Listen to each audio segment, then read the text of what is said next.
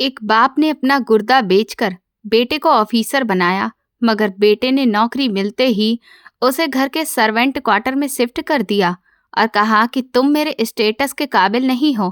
बूढ़ा बाप फिर खामोशी से गांव चला गया। 10 साल बाद जब बेटा रिश्वत के केस में फंसा तो अदालत में जज के सामने पेश हुआ। जज ने जब अपना सर उठाया तो बेटा ये देखकर जमीन पर गिर पड़ा और उसकी जुबान गूंगी हो गई, क्योंकि सामने तो रात के पिछले पहर छत पर गिरने वाली मूसलाधार बारिश का शोर कच्चे मकान की वीरानी में और ज्यादा बढ़ोतरी कर रहा था। कमरे में जलने वाले पीले बल्ब की भी आखिरी सांसें ही चल रही थी, बिल्कुल उसी तरह जैसे चारपाई पर बैठे हुए रमेश जी की उम्मीदें। सामने लकड़ी की टूटी हुई मेज पर सर रखे राजीव बैठा था, जिसके कंधे हिचकियों से कांप रहे थे। हर हिचकी के साथ वो रमेश जी के बूढ़े दिल पर एक खंजर चला रहा था। पापा, आप नहीं समझेंगे। राजीव ने सर उठाया। उसकी आवाज बहुत तीखी थी और लहजे में डर की झलक थी। ये सिर्फ नौकरी नहीं है, ये मेरी जिंदगी का सवाल है। अगर कल दोपहर तक मैंने वो 5 लाख रुपए जमा नहीं करवाए तो मेरा अपॉइंटमेंट लेटर कैंसिल हो जाएगा। सारी मेहनत, सारे सपने मिट्टी में मिल जाएंगे। लोग हंसेंगे कि मोची का बेटा अफसर बनने चला था। रमेश जी ने अपने खुरदरे मेहनत से छलनी हाथों को आपस में रगड़ा। वे हाथ जिन्होंने सारी उम्र लोगों के जूते बनाकर राजीव को यूनिवर्सिटी तक पहुंचाया था, आज इतने खाली थे कि बेटे के आंसू पोंछने के काबिल भी नहीं थे। बेटा भगवान बहुत बड़ा कारीगर है, कोई ना कोई रास्ता तो वो जरूर निकालेगा। कौन सा रास्ता पापा? राजीव चिल्ला उठा। उसकी आवाज में मायूसी का तूफान था। कौन देगा हमें उधार? हमारा घर पहले ही गिरवी रखा हुआ है। आपकी सेहत भी अब जवाब दे चुकी है। सच्चाई तो ये है कि गरीब इंसान को सपने देखने का कोई अधिकार ही नहीं होता। मुझे माफ कर दीजिए, मैं शायद आपके लिए बोझ बन गया हूँ। राजीव फिर से मेज पर सिर रखकर रो पड़ा। कमरे में गहरी खामोशी छा गई। सिर्फ बारिश का शोर बाकी रह गया, लेकिन रमेश के अंदर एक तूफान उठ चुका था। उसने राजीव की तरफ देखा। वो जवान बेटा जो उसकी आंखों का नूर था, आज टूट रहा था। रमेश को लगा कि अगर आज राजीव का सपना टूट गया तो वो फिर कभी वैसा राजीव नहीं रहेगा। बूढ़ा बाप खामोशी से उठा। दीवार पर लगी घड़ी टिक टिक कर रही थी, जैसे कह रही हो वक्त बहुत कम है। उसने अपना मैला कुचैला अंगोछा कंधे पर डाला और बारिश में बाहर निकल गया। राजीव को लगा कि शायद बाप हमेशा की तरह मंदिर जा रहा है प्रार्थना करने के लिए, मगर उसे क्या खबर थी कि आज वो बाप प्रार्थना करने नहीं बल्कि उन प्रार्थनाओं का कर्ज अदा करने जा रहा है। शहर की सड़कें वीरान थीं और पानी से भरी हुई थीं। रमेश की पुरानी चप्पल कीचड़ में फिसल रही थी, लेकिन उसके कदम नहीं डगमगा रहे थे। उसकी मंजिल शहर का वो प्राइवेट हॉस्पिटल था जिसके पिछवाड़े में हमेशा खामोश हवाएं होती हैं। कुछ दिन पहले चाय के ढाबे पर उसने एक दलाल की बातें सुनी थीं, जो कह रहा था कि अमीरों की जान बचाने के लिए गरीबों के अंग अच्छे दामों पर बिकते हैं। अस्पताल की पिछली गली में बिल्कुल अंधेरा छाया हुआ था। वहां एक बड़े से दरवाजे पर दस्तक देते हुए रमेश का हाथ कांपा, मगर फिर उसे राजीव का रोता हुआ चेहरा याद आ गया। दरवाजा खुला और एक सख्त चेहरे वाला आदमी बाहर निकला। क्या है? वो कड़क लहजे में बोला। मैं बेचना चाहता हूँ। रमेश की आवाज गले में ही फंस गई। क्या? गुर्दा। रमेश जी ने बड़ी मुश्किल से कहा। मुझे 5 लाख रुपए चाहिए, नकद, अभी। उस आदमी ने रमेश को ऊपर से नीचे तक देखा। कमजोर शरीर, झुर्रियों वाला चेहरा। उसने बड़ी नफरत से सिर हिलाया। अरे बुड्ढे, तेरे शरीर में जान ही नहीं, तेरा गुर्दा क्या खाक काम करेगा? पहले तो टेस्ट होंगे, मैच कर गया तो फिर देखा जाएगा। चल अंदर। इसके बाद के 4 घंटे रमेश के लिए कयामत से कम नहीं थे। उसे ठंडे सफेद कमरे में ले जाया गया। वहां मशीनों की अजीबोगरीब आवाजें थीं, नसों में सुई चुभने का दर्द और डॉक्टरों की असंवेदनशील बातें। वे उसे इंसान नहीं बल्कि मांस का एक टुकड़ा समझ रहे थे। ब्लड ग्रुप मैच कर गया है। किस्मत वाला है बूढ़ा। बड़ी पार्टी भी इस वक्त इमरजेंसी में है। अच्छे पैसे मिल जाएंगे। ऑपरेशन थिएटर की लाइट ऑन हुई। रमेश को स्ट्रेचर पर लिटाया गया।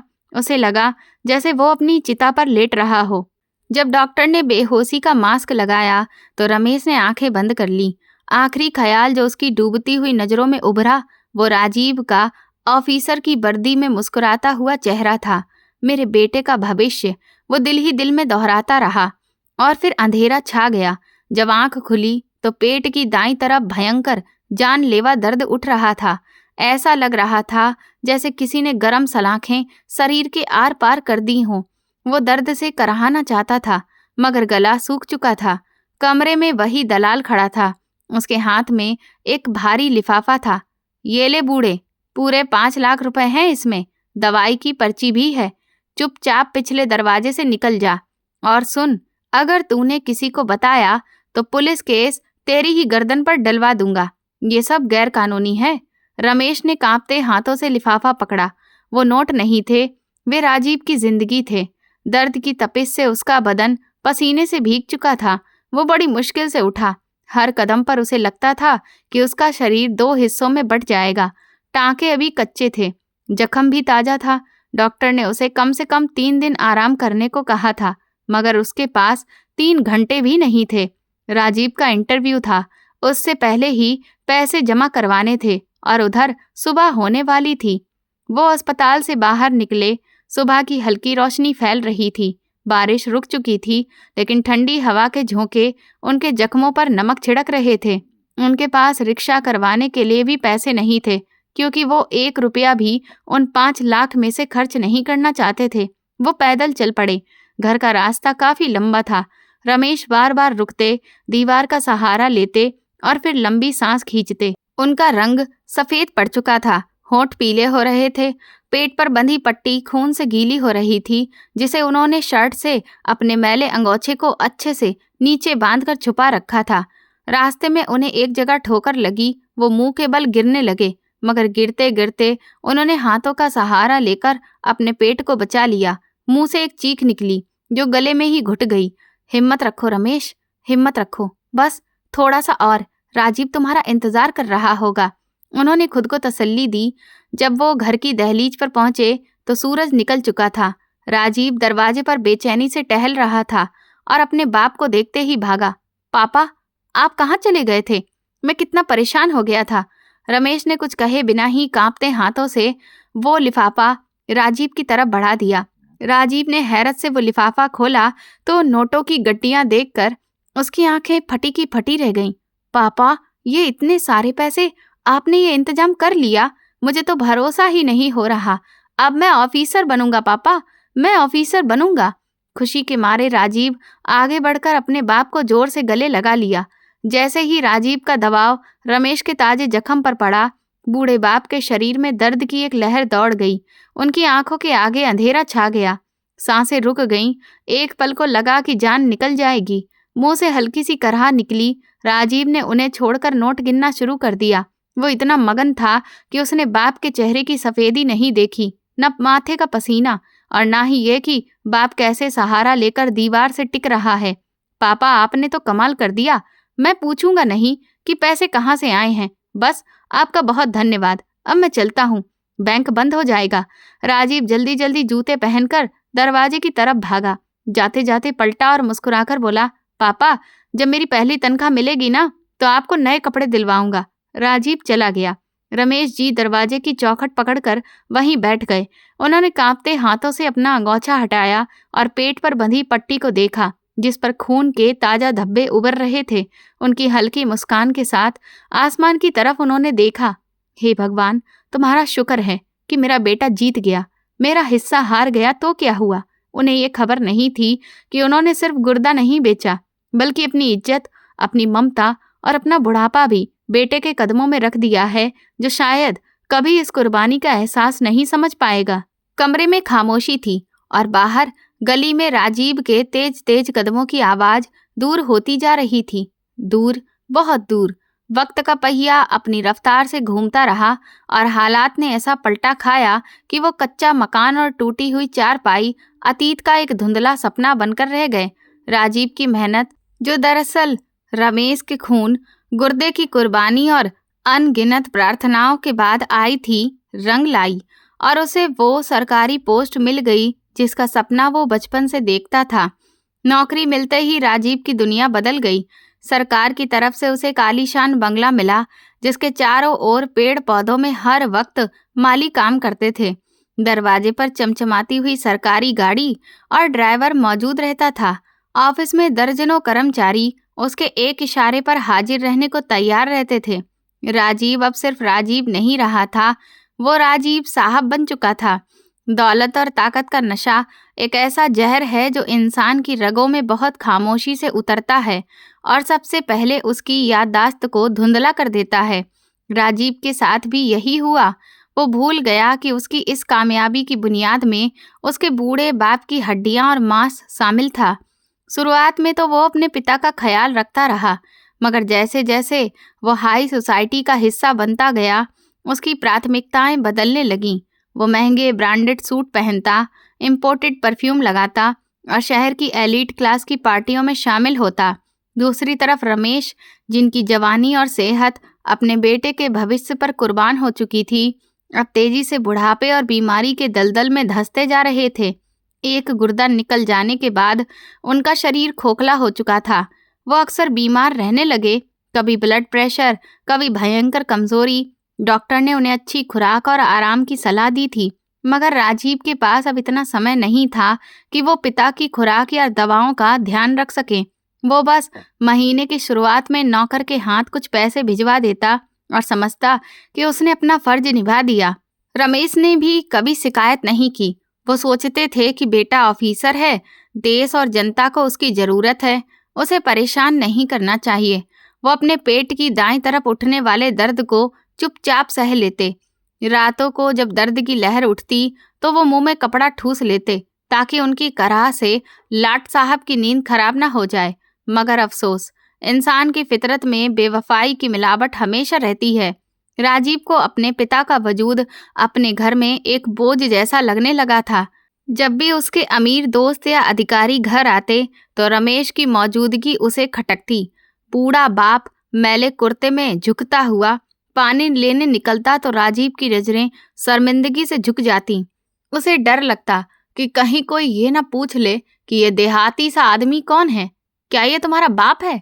धीरे धीरे राजीव ने उन्हें ड्राइंग रूम में आने से मना कर दिया। फिर उनकी मौजूदगी घर के पिछले कमरे तक सीमित कर दी गई। रमेश खामोशी से हर हुक्म मानते गए क्योंकि उनकी नज़र में राजीव की खुशी ही सब कुछ थी। मगर फिर वो मनहूस शाम भी आ गई जिसने बाप बेटे के रिश्ते की आखिरी डोर भी तोड़ दी। राजीव ने अपनी प्रमोशन की खुशी में एक बहुत बड़ी पार्टी का इंतजाम किया था।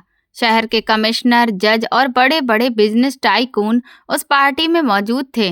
बंगले को उस दिन किसी दुल्हन की तरह सजाया गया था। लॉन में ढेर सारी लाइटें लगी थीं और एक से एक बेहतरीन खाने की चीजें चुनकर तैयार करवाई गई थीं। राजीव 3 पीस सूट पहने, हाथ में महंगा सिगार लिए, मेहमानों के साथ बड़े ही खुशदिल अंदाज में गप्पे मारने में व्यस्त था। हवा में हल्की मौसीकी और ठहाकों का शोर था। रमेश को राजीव ने सख्त हिदायत दी थी कि वो अपने कमरे से बिल्कुल भी बाहर ना निकलें, मगर बीमारी किसी की गुलाम नहीं होती। बदकिस्मती से उसी रात रमेश की तबीयत बिगड़ गई। सीने में बलगम फंसने की वजह से उन्हें सांस लेने में बहुत मुश्किल हो रही थी। उन्हें उस वक्त पानी की भयंकर जरूरत महसूस हुई। कमरे में जग खाली रखा था, गले में कांटे चुभ रहे थे।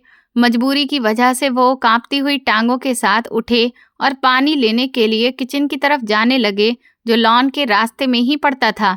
जैसे ही वो लॉन के एक कोने से गुजरे, उन्हें खांसी का भयंकर दौरा पड़ा। उस खामोश हवा में उनकी खांसी की आवाज किसी धमाके की तरह गूंजी। सबकी नजरें उनकी तरफ उठ गईं। मेहमानों ने देखा कि एक कमजोर बीमार बूढ़ा, जिसके कपड़े अस्त व्यस्त हैं और जो खांसी से दोहरा हो रहा है, दीवार का सहारा लिए खड़ा है। ये देखकर एक लम्हे के लिए पूरी पार्टी में सन्नाटा पसर गया। राजीव की एक दोस्त की पत्नी, जो बहुत ही मॉडर्न औरत थी, नाक पर टिश्यू रखते हुए बड़ी ही नागवारी से बोली, ओ माय गॉड राजीव, ये कौन है? तुम लोग इतने बड़े घर में ऐसे बीमार और गंदे नौकर क्यों रखते हो? इसकी वजह से तो बैक्टीरिया फैल जाएंगे। इसे फौरन यहाँ से निकलवाओ।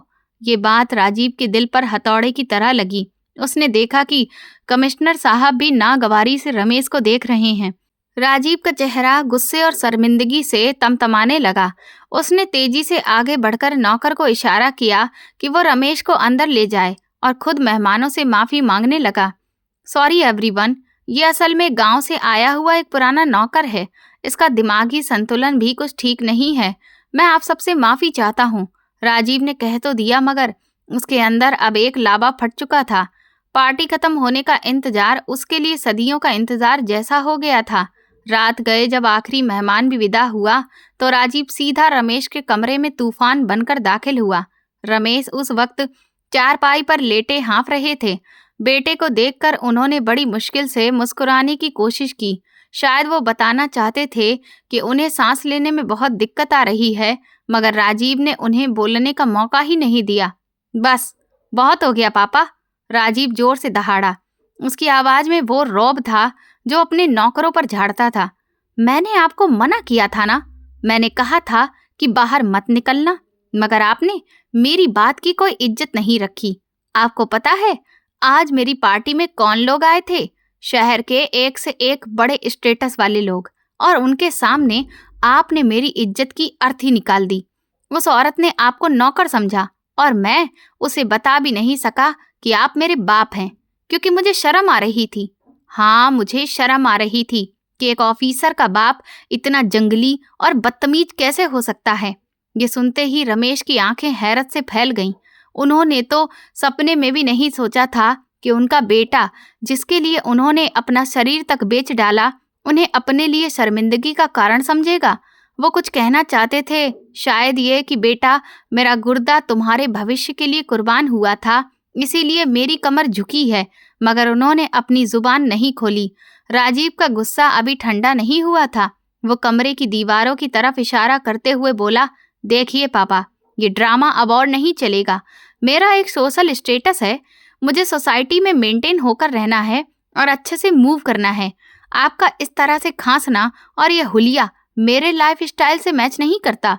मैं ये मेंटल स्ट्रेस और बर्दाश्त नहीं कर सकता। इसलिए मैंने फैसला किया है कि कल सुबह आप अपना सामान उठाइए और पीछे वाले सर्वेंट क्वार्टर में शिफ्ट हो जाइए। वो जगह अलग है, वहाँ आपको कोई देखेगा भी नहीं और आप भी वहाँ सुकून से रहेंगे।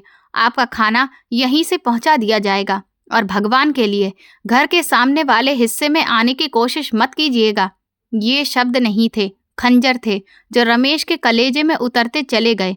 राजीव ये कहकर मुड़ा और तेजी से बाहर निकल गया। दरवाजा बंद होने की आवाज के साथ ही रमेश के अंदर कुछ टूट सा गया।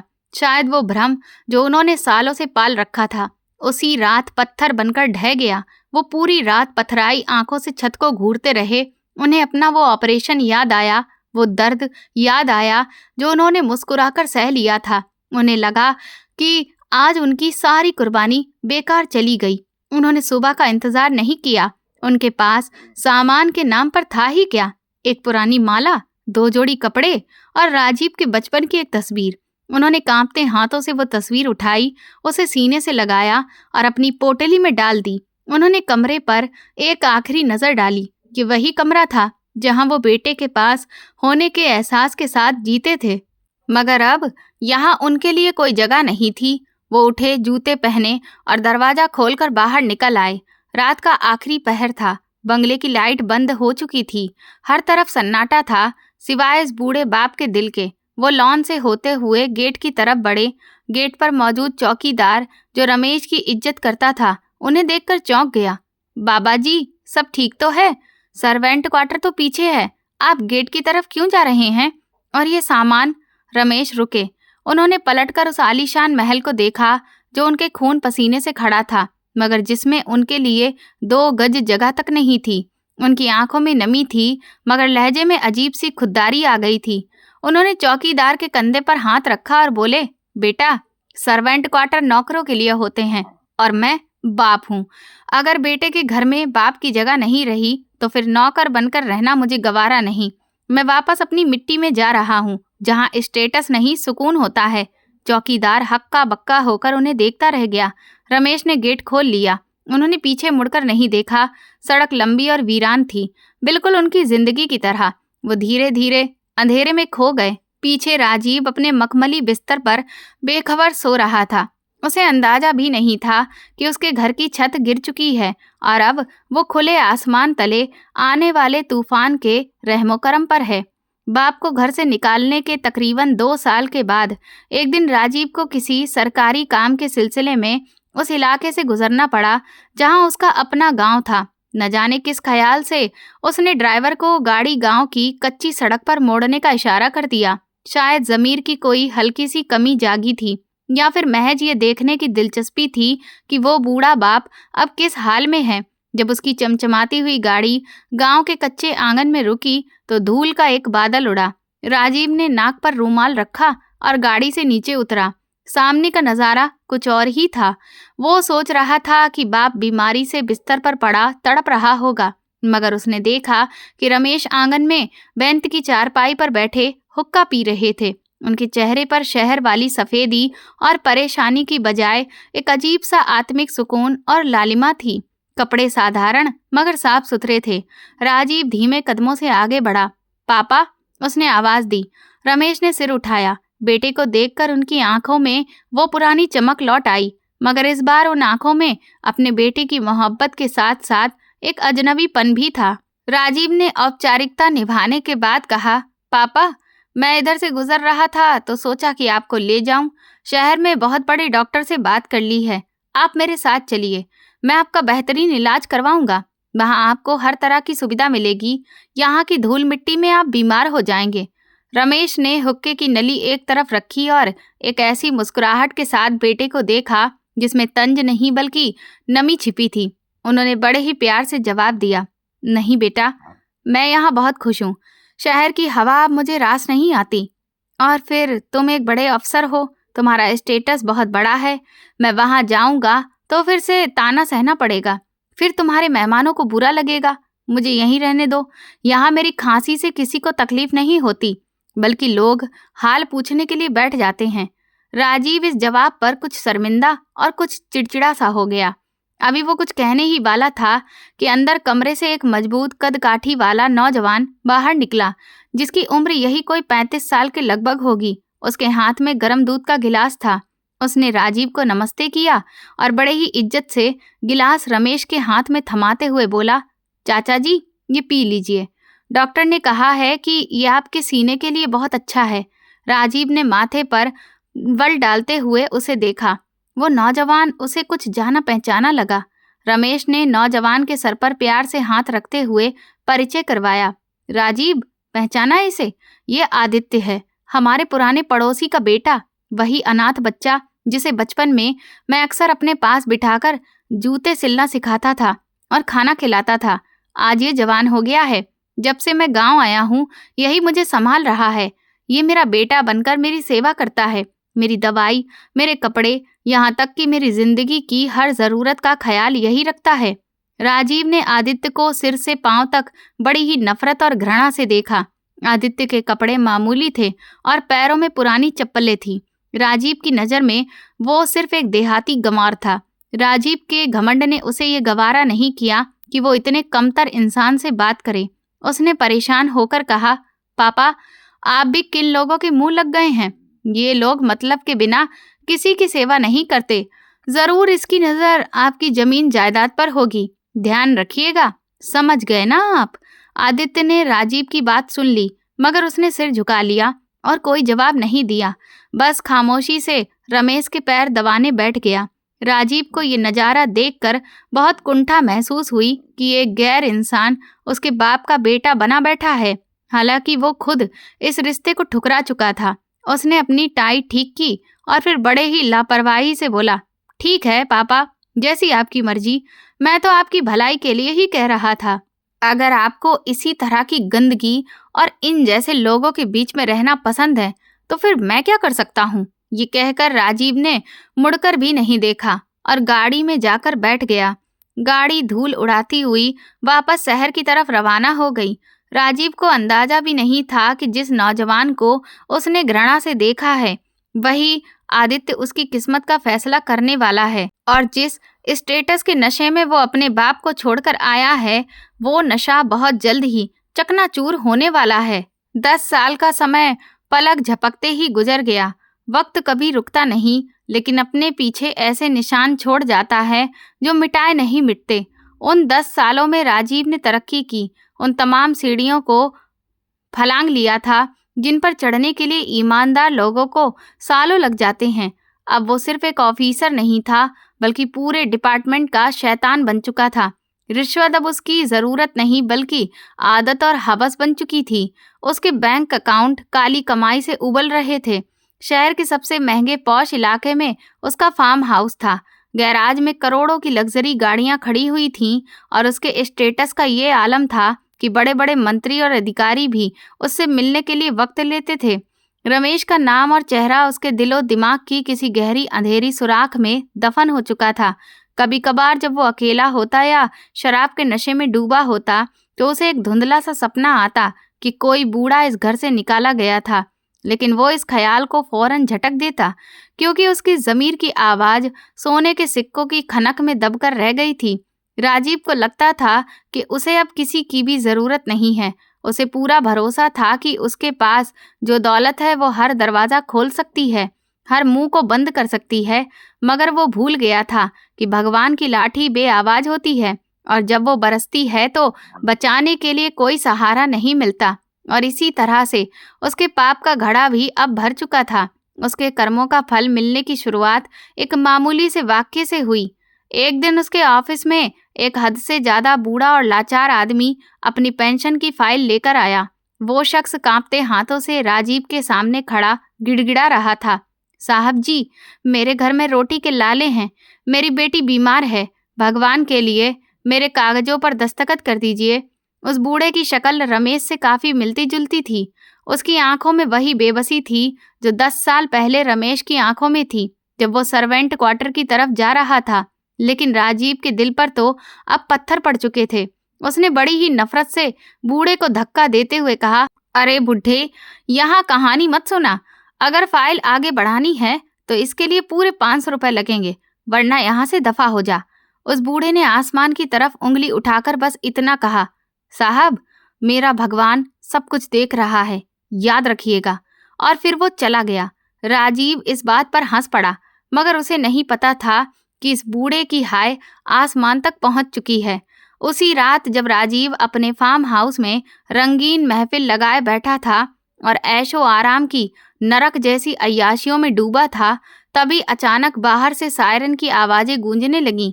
इससे पहले कि वो कुछ समझ पाता, मेन गेट एक जोरदार धमाके से टूट गया और एंटी करप्शन ब्यूरो और पुलिस की भारी टीम अंदर दाखिल हुई। ये कोई मामूली छापा नहीं था। राजीव चिल्लाया, तुम लोग जानते नहीं हो मैं कौन हूँ? मैं अभी आईजी को फोन करूंगा। मैं चाहूं तो पीएम तक को बुला लूंगा। मगर ऑफिसर इंचार्ज आगे बढ़ा और उसके मुंह पर एक जोरदार तमाचा जड़ दिया। ये थप्पड़ सिर्फ उसके गाल पर नहीं बल्कि उसके स्टेटस के पटल पर भी लगा था। तुम अब कुछ भी नहीं हो राजीव, सब तुम्हारा खेल खत्म हो चुका है, ऑफिसर ने ठंडे लहजे में कहा। राजीव की आंखों के सामने उसके घर की तलाशी शुरू हो गई। दीवारों में लगे लॉकर्स तोड़े गए, बेडरूम में बंडल पर बंडल फाइलें निकल गईं।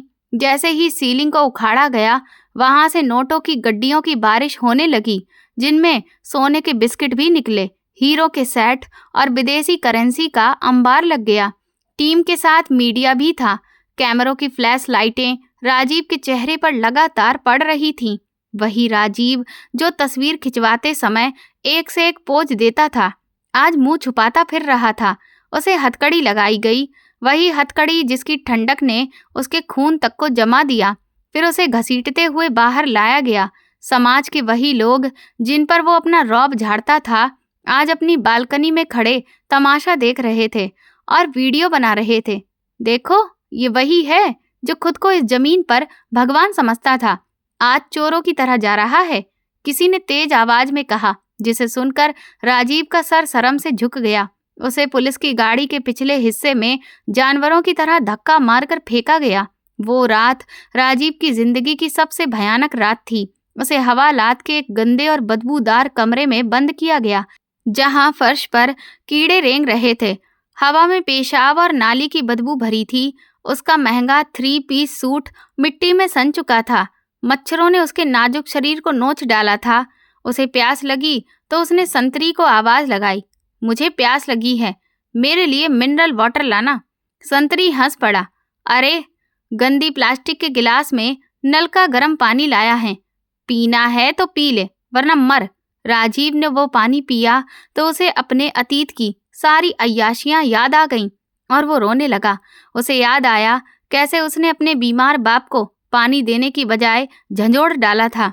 आज कुदरत उसे उसी जगह पर ले आई थी। अगले कुछ दिनों में उसकी पूरी दुनिया उजड़ गई। अखबारों की गर्म सुर्खियों में उसकी बदनामी के चर्चे ही हो रहे थे।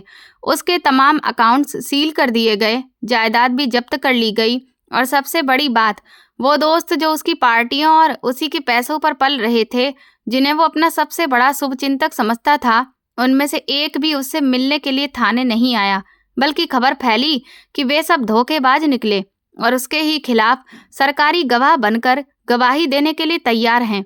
राजीव बिल्कुल अकेला रह गया था। उसका घमंड मिट्टी में मिल चुका था। कुछ दिन बाद उसका वकील, जिसे उसने भारी फीस देकर हायर किया था, मायूसी से सिर झुकाए उससे मिलने आया। राजीव ने सलाखों के पीछे से बेताबी से पूछा, क्या हुआ? मेरी जमानत कब हो रही है? मैं तुम्हें बहुत सारा मुंह मांगा पैसा दूंगा, बस मुझे यहाँ से निकालो, मेरा यहाँ दम घुट रहा है। वकील ने अफसोस से सिर हिलाया और एक ऐसी खबर सुनाई जिसने राजीव के पैरों तले से बची कुची जमीन भी खींच ली। राजीव, सब मामला बहुत बिगड़ चुका है। आपके खिलाफ सारे सबूत बहुत पक्के हैं, लेकिन उससे भी बुरी खबर यह है कि आपका केस जिस जज की अदालत में लगा है, वो इस शहर का ही नहीं बल्कि पूरे सूबे का सबसे सख्त और उसूल पसंद जज माना जाता है। लोग उसे जल्लाद जज कहते हैं क्योंकि वो मुजरिम को माफ करना गुनाह समझता है। सुना है कि वो सिफारिश तो दूर की बात है, किसी की शकल देखकर भी अपना फैसला नहीं बदलता। आज तक उसकी अदालत से कोई भी रिश्वतखोर अफसर बचकर नहीं निकला है। मैंने कोशिश की कि जज बदल जाए, मगर उसमें भी मुझे नाकामी मिली। कल सुबह आपकी पेशी है और सच कहूँ तो मुझे कोई उम्मीद दिखाई नहीं देती। आप बस भगवान से प्रार्थना कीजिए कि वो आप पर थोड़ा तरस खा ले। हालांकि वो तरस के शब्द से अनजान ही लगता है। वकील चला गया और राजीव सलाखों को पकड़े हुए सन्न रह गया। सख्त जज, ये शब्द उसके दिमाग में हथौड़े की तरह बज रहा था। उसे अपनी बर्बादी सामने नजर आने लगी। वो सारी रात नहीं सो सका। कभी उसे बूढ़े पेंशनर की बद्दुआ याद आती, कभी अपने बाप का चेहरा और कभी अपनी की हुई ज्यादतियां। उसे लगता था कि कल का सूरज उसकी जिंदगी का आखिरी सूरज होगा। वो ख्वाब की तरह कांप रहा था।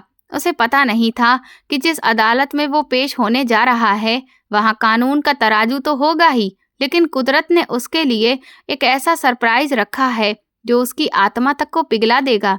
अगली सुबह पुलिस वैन उसे लेकर अदालत की तरफ रवाना हुई। राजीव की आंखें सूजी हुई थीं, हाथ बंधे हुए थे और दिल डूब रहा था। वो सोच रहा था, कौन है वो जज? क्या वो मेरी दौलत से नहीं खरीदा जा सकेगा? क्या वो मेरे आंसू देखकर पिघल जाएगा या फिर वही मेरा असली अंजाम लिख देगा? अदालत का कमरा लोगों से खचाखच भरा हुआ था। मीडिया वाले और तमाशा देखने वाले सभी लोग इस बड़े केस का फैसला देखने आए थे। राजीव को कटघरे में खड़ा कर दिया गया। उसके पैर कांप रहे थे। उसका वो सिर जो कभी तुनक मिजाजी से इतना बुलंद रहता था कि उसे जमीन पर चलने वाले कीड़े मकोड़े नजर ही नहीं आते थे, आज शर्म और खौफ के बोझ से इतना झुक चुका था कि उठ ही नहीं रहा था। उसके हाथों में लगी हथकड़ी की ठंडक उसकी हड्डियों तक उतर चुकी थी। दिल की धड़कनें उसके कानों में हथौड़े की तरह बज रही थीं। वकील फाइलें पलट रहे थे और लोग तमाशा देखने के लिए उसकी तरफ घूर रहे थे। अचानक अदालत में आवाज गूंजी, बा अदब बा मुलाइजा, होशियार। कमरे का सुकून टूट गया। सभी लोग खड़े हो गए। राजीव ने कांपते हुए दरवाजे की तरफ देखा। वहीं से वो जज दाखिल होने वाला था जिसके बारे में मशहूर था कि उसकी कलम कभी गलत फैसला नहीं लिखती और ना कभी रहम खाती है। दरवाजा खुला। जज साहब काले रिवायती गाउन में कॉन्फिडेंस भरे कदमों से अंदर आए। उनके चेहरे की रौबदार चमक ने कमरे पर मानो कब्जा कर लिया। वे अपनी सीट पर बैठे और फाइल पर तीखी नजर डाली। राजीव ने हिम्मत जुटाकर एक नज़र जज के चेहरे पर डाली और जैसे ही उसकी नज़र जज से मिली, वक्त जैसे थम गया। उसकी आंखें सदमे से फैल गईं, गले में चीख अटक गई, उसके पैरों तले से जमीन खिसक गई। सामने जज की कुर्सी पर बैठा शख्स कोई और नहीं बल्कि आदित्य था। वही गांव का अनाथ लड़का, वही पड़ोसी जिसे 10 साल पहले राजीव ने अपने घर के पास देखकर नफरत से धक्का दिया था। जिसे उसने लालची, देहाती और गंवार कहकर अपमानित किया था, आज वही आदित्य मसीहा नहीं बल्कि न्यायाधीश बनकर उसके सामने बैठा था। राजीव का शरीर सुन्न हो गया। वो रेलिंग पकड़कर खुद को गिरने से बचाने लगा। आदित्य ने भी राजीव को देखा। उसकी आंखों में पहचान की चमक थी, लेकिन नफरत नहीं बल्कि एक गहरा दुख और अफसोस था। अदालत के कमरे में कार्रवाई शुरू हुई। सरकारी वकील ने राजीव के केस की एक एक बात पढ़कर सुनाई। रिश्वत, धोखाधड़ी, गैरकानूनी कब्जा, उसके हर एक जुर्म पर एक नई दलील दी गई। राजीव सुन तो रहा था मगर समझ नहीं पा रहा था। उसका दिमाग तो अतीत में खोया किसी फिल्म की तरह चल रहा था। उसे याद आ रहा था कि कैसे उसने अपने बाप को सर्वेंट क्वार्टर में डाला था, कैसे उसने आदित्य को नफरत से देखा था। जब वकील की बहस खत्म हुई तो पूरे कमरे में सन्नाटा पसर गया। अब फैसला जज के हाथ में आ चुका था। आदित्य ने अपना चश्मा उतारकर टेबल पर रखा। उसने राजीव की आंखों में आंखें डालकर देखना शुरू किया। राजीव नजर नहीं मिला पा रहा था। अदालत में उसने हद से ज्यादा ठहरी हुई और भारी आवाज में बोलना शुरू किया। मुलजिम राजीव कुमार, इससे पहले कि मैं कानून के मुताबिक फैसला सुनाऊं, मैं कुछ कहना चाहता हूं। आदित्य की आवाज में एक अजीब सी गूंज थी। आप शायद मुझे पहचान रहे होंगे और शायद नहीं भी, क्योंकि अहंकार के चश्मे से इंसान को अपने सामने खड़ा बंदा कई बार नजर नहीं आता। मैं वही आदित्य हूँ जिसे आपने अपने पैदाइशी गांव में देखा था। मैं वही अनाथ बच्चा हूँ जिसके सिर पर न माँ का साया था और ना ही बाप का। लेकिन फिर मुझे एक साया मिल गया, एक ऐसे शख्स का साया जिसे आपने स्टेटस के नाम पर ठुकरा दिया था। आदित्य रुका। उसने पानी का एक घूंट भरा। राजीव का सर झुका हुआ था और आंसू टप टप करके फर्श पर गिर रहे थे। आदित्य ने बोलना दोबारा शुरू किया। आपको पता है राजीव साहब, जब आप अपने बूढ़े बाप को गांव में छोड़कर आए थे तो वो बहुत टूट चुके थे। उनके शरीर में तो जान थी ही नहीं, क्योंकि उनका एक हिस्सा तो आपकी तरक्की की बुनियादों में ही दफन था, मगर उनकी आत्मा भी जख्मी थी। मैंने उन्हें संभाला, मैंने उनकी सेवा की और बदले में जानते हैं उन्होंने मुझे क्या दिया? आदित्य की आंखें भर आईं। उन्होंने मुझे वो दिया जो आप करोड़ों रुपए की रिश्वत लेकर भी नहीं खरीद सकते। उन्होंने मुझे शिक्षा दी, मेरी परवरिश की, अपनी बची हुई पेंशन से मुझे कानून की किताबें लाकर दी। वो रातों को जाग जाग कर मुझे पढ़ने के लिए प्रेरित करते थे, मेरा साथ देते थे। मुझे नींद ना आए इसीलिए वो मेरे लिए कभी चाय बनाते थे तो कभी कॉफी। वो कहते थे, बेटा आदित्य, मेरा खूनी बेटा तो ऑफिसर बनकर गुमराह हो गया है, लेकिन मैं तुम्हें ऐसा इंसान बनाऊंगा जो भटके हुए लोगों का फैसला करेगा। मेरी कामयाबी के पीछे किसी बड़े कॉलेज की डिग्री नहीं बल्कि एक भले मजदूर की दुआएं और मेहनत शामिल है। अदालत में मौजूद हर शख्स दम साधे ये दास्तान सुन रहा था। कई लोगों की आंखों में आंसू थे। राजीव फूट फूट कर रोने लगा। वह हाथ जोड़कर बोला, आदित्य, मुझे माफ कर दो। मुझे नहीं पता था, मैं अपने घमंड में अंधा हो गया था। तुम्हें मेरे बाप का वास्ता है, मुझे बचा लो। आदित्य के चेहरे पर एक दुख भरी मुस्कुराहट आई। राजीव साहब, आपका वास्ता यहाँ नहीं चलता। आपका वास्ता वहाँ चलता था जब वो जिंदा थे, जब वो आपका रास्ता देखते रहते थे। आज मैं सिर्फ आदित्य नहीं हूँ, आज मैं कानून हूँ, और कानून अंधा होता है मगर बेमुरब्बत नहीं। आपके बाप ने मरते वक्त मुझे एक वसीयत की थी। राजीव चौंक कर उठ बैठा। मरते वक्त? ये क्या पापा? राजीव की आवाज भर्रा गई। आदित्य ने अफसोस से सिर हिलाया। जी हाँ, रमेश चाचा 6 महीने पहले ही इस दुनिया को अलविदा कह गए। आखिरी वक्त तक उनकी जुबान पर सिर्फ आपका नाम था। वह आपके लिए एक नई शर्ट लेकर आए थे जो उनके तकिए के नीचे ही रखी रहती थी। उन्होंने वसीयत की थी कि अगर मेरा राजीव कभी तुमसे मिले तो उसे कहना मैं उसे माफ कर चुका हूँ, मगर कुदरत का कानून उसे माफ करेगा या नहीं ये मैं नहीं जानता। और आज देख लीजिए, कुदरत आपको मेरे सामने लेकर आई है। ये सुनकर राजीव जमीन पर गिर पड़ा। पापा, पापा मर गए। वो पागलों की तरह अपना सर पीटने लगा। उसे वो लम्हा याद आने लगा जब उसने अपने बाप को दुत्कारा था, जब उसने कहा था मैं गांव जा रहा हूँ। आदित्य ने जज्बातों को संभालते हुए कलम उठाई। मुलजिम राजीव कुमार, मेरे सामने सारे सबूत साफ हैं। आपने इस देश और इस देश की जनता का पैसा लूटा है, अपने पद की बेइज्जती की है। इसीलिए ये अदालत आपकी तमाम जायदाद जब्त करने और 14 साल की कड़ी बामशक्कत की सजा सुनाती है। ये फैसला राजीव के कानों में पिघले हुए शीशे की तरह उतरा। पुलिस वाले आगे बढ़े और राजीव को बाजू से पकड़कर खड़ा किया। वो अब विरोध करने के काबिल नहीं था। वो बस खाली नजरों से आदित्य को देख रहा था। आदित्य अपनी सीट से उठा और जाते जाते राजीव के पास रुका। धीरे से बोला, राजीव भाई, आपने अपने पिता का गुर्दा बेचकर ये पोस्ट खरीदी थी और मैंने पिता की सेवा करके ये कुर्सी कमाई है।